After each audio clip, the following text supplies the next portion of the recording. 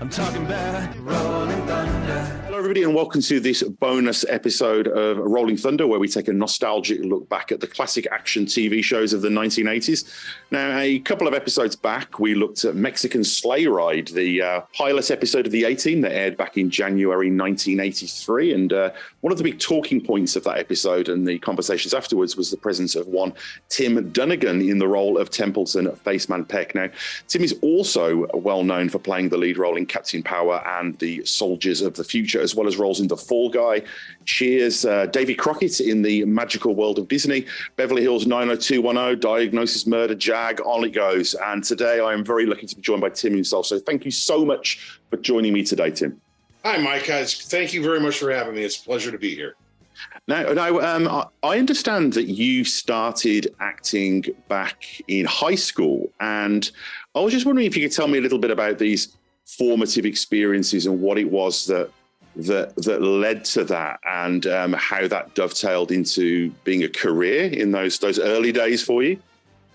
It was, yes. I went to a, excuse me, I grew up in St. Louis, Missouri, and I went to a Catholic all-boys high school there called St. John Vianney High. And we did not do, it was very much a sports-oriented school, college preparatory, really good teaching, and it helped me a lot. I'm glad I went there. But they didn't do a play at that time. And so I guess they decided, there was a man, and I'm glad we're talking about this because I'll get to that, but there's a man named Steve Noble who was was a Vianney grad, and he was now a teacher, and he was into theater, and he wanted to come back. We didn't do a school play, and he wanted to do a school play. So we decided to support that, me and my friends, and I didn't have any desires to act at all. I wanted to go and I wanted to do technical. I ended up doing the lighting. They asked me if I do the lighting, and I loved that. And I said, yeah. And so we did this show, and Steve brought a bunch of great talent together in that high school. And I'll just tell you that I just got off talking to 3 or 4. That group is still 50 something years later, still intact. And it's because of a guy named Steve Noble, who unfortunately passed away this past weekend. So, oh dear. I'm glad to be able to do something. And if it wasn't for Steve, I never would have been an actor. So thank you. I want to say thank you publicly. And that community that people like Steve create as well, I think, for young people who are looking for their tribe. Let me tell you something. If it's not for the high school theater programs in this country, and they're constantly being cut, funds are being cut constantly, and yet these kids come out, and these teachers, and I can tell you, it changed my life. It completely changed my life. City to different high schools. And one of the actors got sick one time, and they said, you got to go on, you know all the lines. And that's how I started acting. And I was scared. And when I got on stage, I just loved it. I mean, I just felt I was much more comfortable on stage than I was off stage. Let's just put it that way. That's crazy, because at that age, I think the level of vulnerability that you have to allow yourself to experience, to go in front of peers and do that, is pretty intense, particularly at that age. It's unbelievably hard, and that's why this group was so special, because most of the people in that group went on to actually be in show business and make a living in show business. And did you stay in touch in the intervening years? It's a very small community, and the teaching and the instill of the love of the art. The love of performing, the love of storytelling, I think, is what it comes down. And I think for me, that's what it's always been, Mike. I really enjoy telling a story. A lot of my friends will say, yeah, he won't shut up. He tells them all the time. But that to me was the exciting part. And that's what grabbed me. That made me then want to do more of it. And I started now auditioning for plays. And then there's a big theme park across the United States called Six Flags. They're like Disneyland. I'm sure you have things like that. And they used to do live shows, and it was a great summer job if you could get it. It was really hard to get them. And I think we made almost $3.20 an hour. So it was really a good job back in 1974, 75 when I was doing it. But you did these live musical kind of productions, review shows. But I was in front of an audience 7 times a day, 6 days a week. Wow. And you learn and you learn and you learn and it feeds that, well, I want to learn more and I want to be better and I want to, this. And that's how it happened for me. I was working at Six Flags. One of the guys who was my boss, there was a Spike Jones and the City Slicker Band, was a big band in the 50s. They did a comedy kind of thing. His son was on tour. He needed a comedian singer. My boss recommended me. I was in a van driving to California. I was 20 years old, and we were opening, for whoever worked at the Troubadour, and I was in a band. I was 20 years old. And I was traveling with a band, and then I couldn't believe that I was doing that, but it didn't feel right. It didn't feel like really what I wanted. Long story. We got tickets to go see a taping of an old TV show here from the 70s called The Jeffersons. And it was a big show, an African-American, one of the first big African-American sitcoms in America. Anyway, we got tickets to go see it. And I went and I sat there, and I'd never done it. And I remember my whole background was in stage and theater. I didn't know anything about it. And I sat there and watched the taping of this show, Mike, and I thought, my God in holy heaven, this is terrible. I can do this. I can. that could be the ineptitude of others can actually be a very motivating force. Yes. Where all of a sudden I realized I'd already been in a production that's better than this, in school. So right then I gave my notice. I said, I want to go back to school. I called Webster University. Now it was Webster College back then, which was a fine arts theater college, and right maybe 2 miles from where I grew up, believe it or not. There's a number of them, isn't there? Am I correct in thinking that?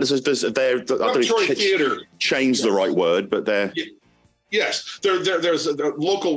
Those are the people who I learned under and who I wanted to be. I had no aspirations to be on TV or films, none. I just wanted to work on stage. That's all I wanted to do. I loved it. So by the time I got out of college, I was lucky enough to get cast in a couple of the rep professional shows. So I had a couple good things on my resume. Wow. I worked for a while as a doorman down in St. Louis to get money. I went to New York and lived with 5 other guys in an old place and started auditioning. And I got a show up in Connecticut, a play. A manager saw me there. He sent me to an agent. The agents auditioned me, sent me to CBS. 2 weeks later, I was on a plane to California to do a TV pilot. And the first day I filmed that TV pilot was the first time I was ever in front of a camera. And I was scared. I was scared out of my mind. And I mean, I guess, you also, you had a look that was very, very in at the time. You're a tall guy. I was I'm 6'5". Yeah, back then I was about 220, good shape, tall. And remember, this was I hit it perfectly, Mike. It was the 80s. It was all about the action. So, I could do all that stuff. In fact, I loved it. I enjoyed the look, my talent, what a little that there was, but also timing. I think I hit TV right at a time where they were looking for guys like me. Yeah. And as you've alluded to, of course, the 18 came very early in your screen career. How specifically did that come about? How did you first hear about it? How did it come across your desk? Okay, so I came out here to do this pilot. It was called, what was it called? Century Hill. And it was a musical nighttime sitcom. It was a weird show. But I played... Wow, only in the early 80s, eh?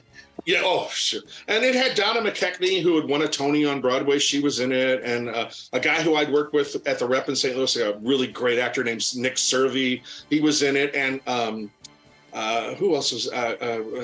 oh, gosh, I can't think now because I'm old and stupid. But anyway, I got a part as the young lawyer, school leading young guy, stupid, Anyway, it was great because I got to learn all kinds of things about camera work, and it really didn't get bought. It didn't get put on the air. So really, for me, it was kind of like training, because luckily on that show, I'll never forget, there was the director of photography or the camera guys. They would come up to me and go in between and go, you're missing your mark. You're blocking this light. Yeah. The mechanics of it. It was baffling to me because remember, I was stage left, stage right, be big because you're on stage. And they're like, whoa, bring it down, brother. Bring it down. There's a camera 4 foot from your face. Right, it's right here. And he says, I'm looking up your nose, So I was like, okay, so I got to learn a reoccurring role on a show for CBS called Wizards and Warriors. And Wizards and Warriors was a really great show, way ahead of its time. I remember this. I remember this show. Do you remember it with Jeff Conway, Walter, the great Walter Olkowitz, one of the best actors ever. So many good people. Julia Duffy, just tremendous. Anyway, I got a reoccurring role, a comedic role. And I was doing that, and all of a sudden my agents called me and said, you got to get over to Paramount. You got to read for this TV pilot. And I was like, what? And they said, just get over there right now. So I remember I drove over to the studio, and I went in with the casting guy, and he handed me the sides, and I read it, and he said, come with me. And he took me into somewhere, and I read it again. And then he said, okay, you're coming back for network. And I was like, oh, okay. And so this was the A-Team. And so I really loved the part when I got the script and got to work on it a little bit. And what I really liked about Face was I got to do different characters. And, for me, that's as an actor, other than playing a terrible evil villain, there's nothing more fun. Yeah, I mean, in that pilot, it's almost like a resume for you. Oh, well, I mean, I got to, and the thing was, Mike, it was the best audition I ever did in my life, honestly. I just went in and there was 25 people in this room, and it's scary. Let me tell you, you're at NBC Studios, but they were cracking up, they were laughing, they loved it. And I knew when I walked out the door, I knew I had it. I knew it. I thought I knew there's no way I could be any better than I was. They called me, they said, you got it. So now I'm filming both of these at the same time. I'm so stupid. I don't even know how lucky I am. Wow. And of course, this was a feature length pilot as well. And this was a major big TV, going to be on premiere after the Super Bowl. And George Papard, for God's sakes. I mean, I didn't sleep for 3 days when I found out I was working with George Papard. I mean, he did a movie called The Blue Max, which to this day is one of my favorite movies of all time. And I got to sit and talk to him about it. Is that the one where he's a pilot? One. Yeah, he's a World War I German pilot. Yeah, it's a really good movie, and he's great in it. Because you must have been the perfect age, actually, for him to have been a bit of a hero in your youth, almost. Oh yeah, George. I loved George. I loved Banachek. He did a show called Banachek. So I was very, very nervous about meeting George. And he is known for not always being the easiest.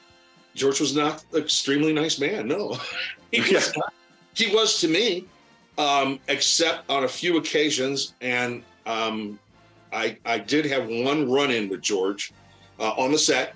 And I always thought at the beginning, well, that's why I got it true. So, but George could be very, and he and T had some problems through the show. I believe that it was a hit show. You knew it was going to go. And I loved filming it. I had a great time. And it's I think it's one of the few times in the history of the entire show where you actually went on location as well. Yes. You left California, I think, which they never did, I don't think, on the weekly show. We went to Acapulco. We actually filmed down doing that. It was very hard, very hot. It was hard. It was a hard shoot.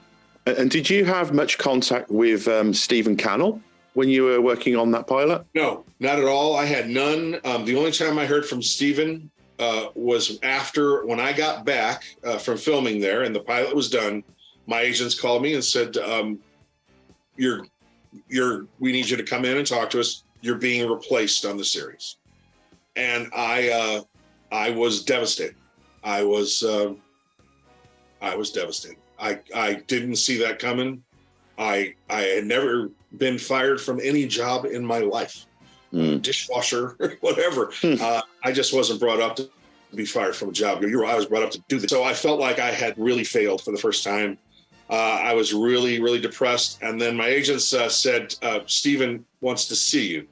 Go to his. At that time, his offices were on the Paramount studio lot, and so I remember I went down, and I think actually across the street there's a little Mexican place.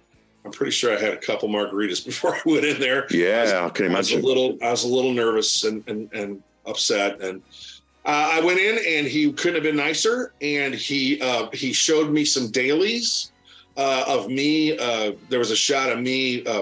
Picking up tea and carrying him up into a plane.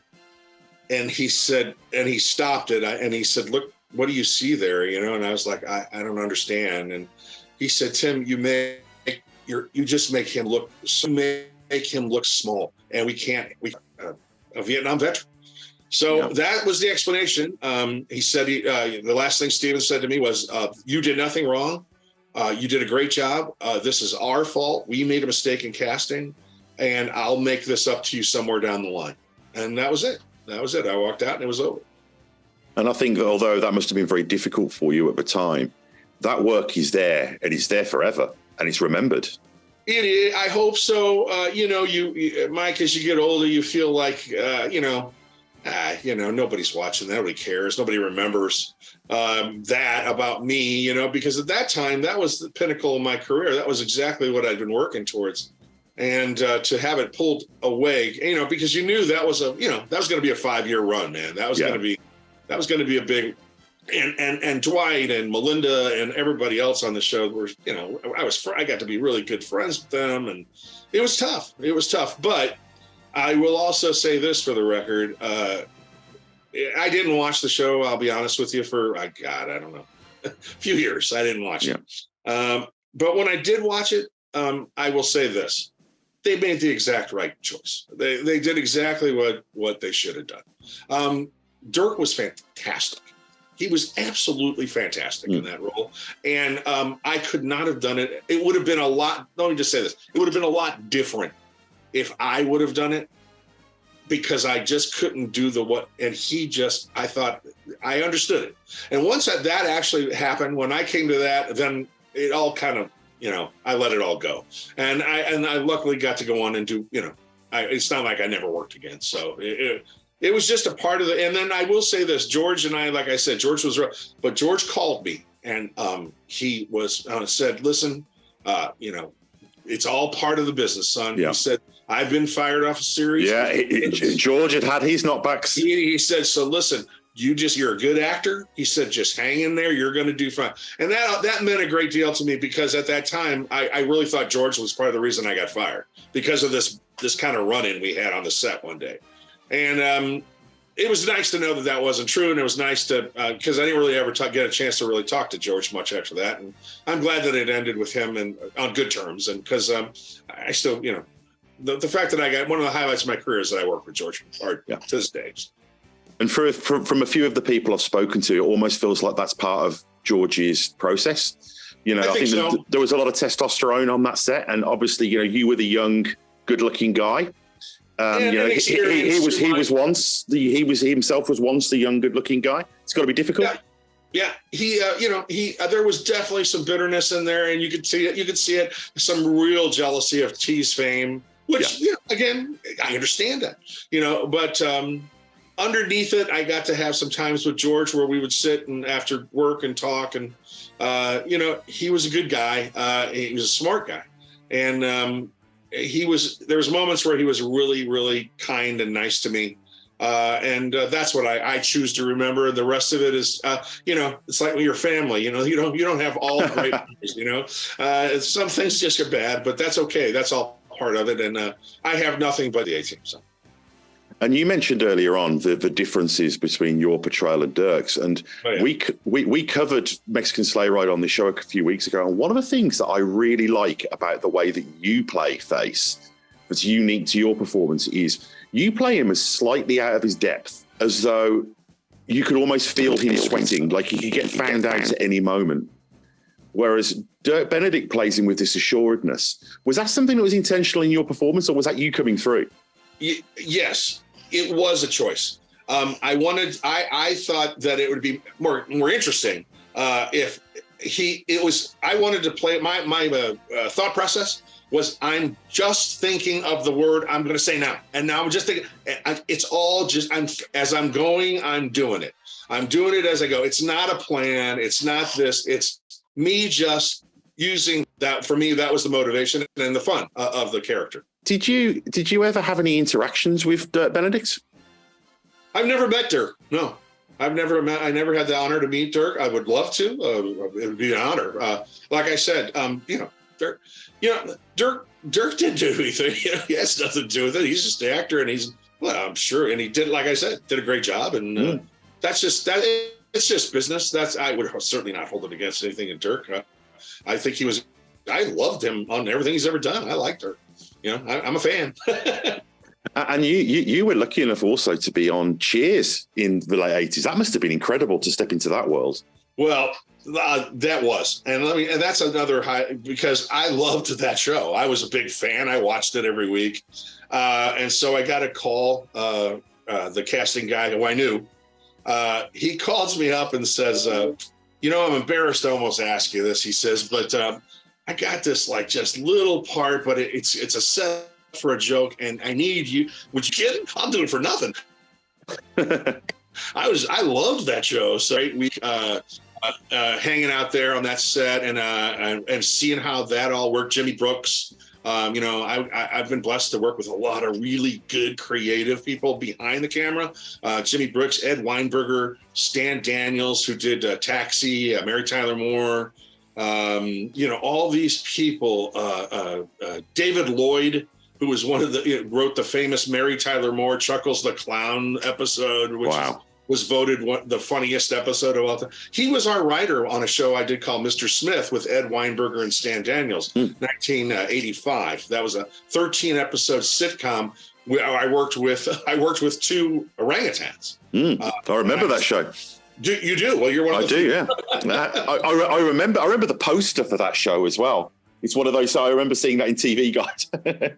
It was tough because there was an actual puppet that they would use at that time to do the mouth and everything. So that was, again, an interesting a show to watch technically and to work on technically, plus to work with a guy, Leonard Fry, who was just an incredible actor. He was in Fiddler on the Roof. And I mean, this guy was the greatest. And so to work with that kind of talent, that kind of writing, comedy wise, was just, I was in heaven. I mean, I loved it, doing all that. Comedy to me was the really fun stuff. I loved it. But like I said, when you're 6'5" and 225 or 230 and, they're doing Davy Crockett, brother, you're going to get up on that. Yeah. You're going in on that. So. Yeah, it doesn't get much more iconic than that. And I mean, speaking of iconic, of course, Captain Power. Power is still, I'm still involved with people and fans on that all the time. There's websites, which it's hard for me to believe. But Captain Power really was ahead of its time. I mean, we broke. We're the first interactive show. We were the first show that had computer animated characters. All of those, we broke all that ground. And the cool part about Captain Power was it was all shot under one roof. The miniatures, all of it. So I could go over and watch that. I could learn. I could ask questions. And how is that going to look? And this, and plus, it was the first time I was ever, the man. I was the guy. I was the lead. And, that comes with a lot more pressure. I could tell you that much, and a lot more time.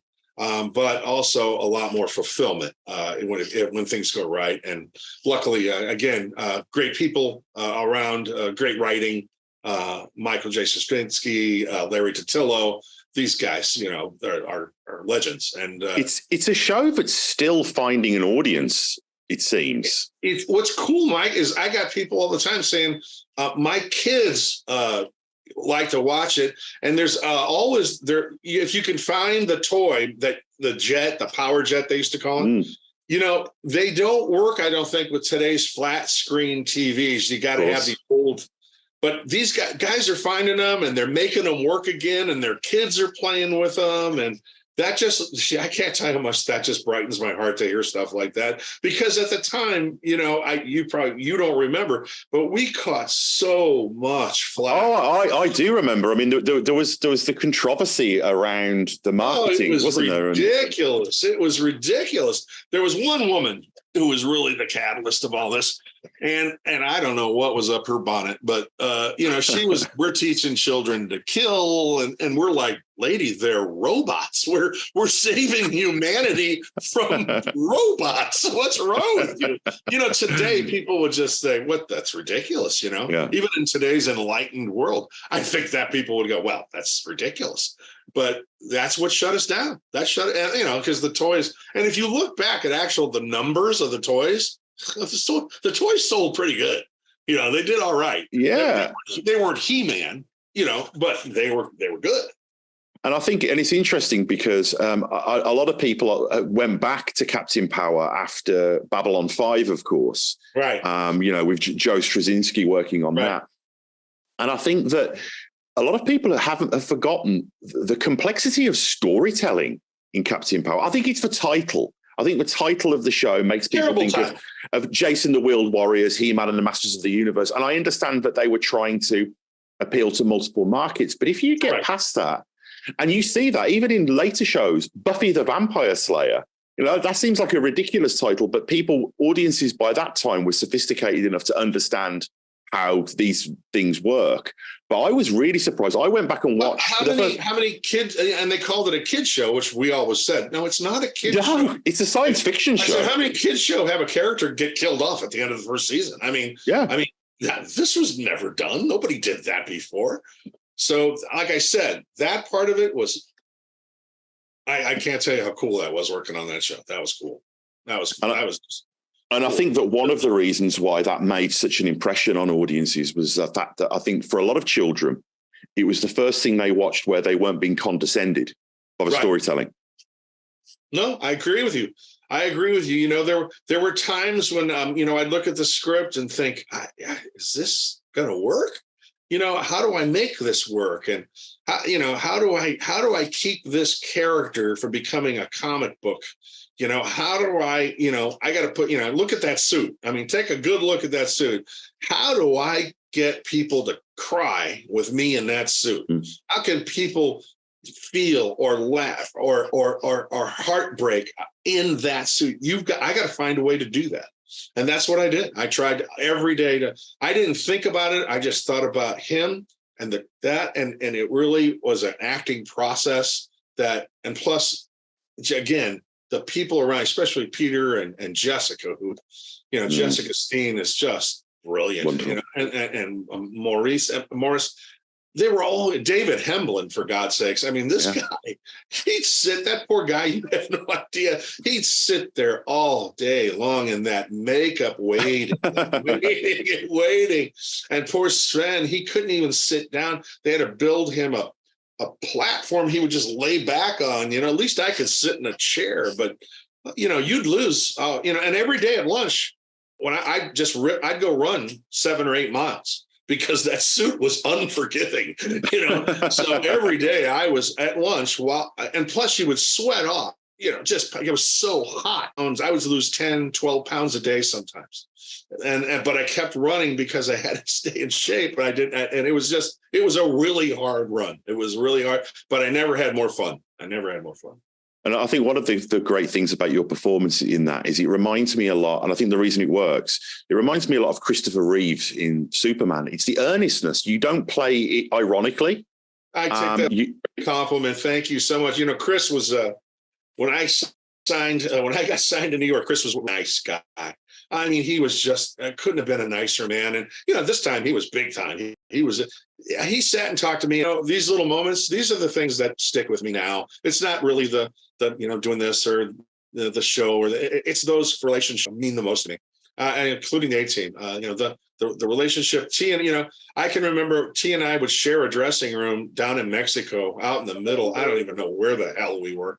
We were out in the middle of the jungle someplace, man. And we looked at each other in there and we start laughing. What the hell are we doing here?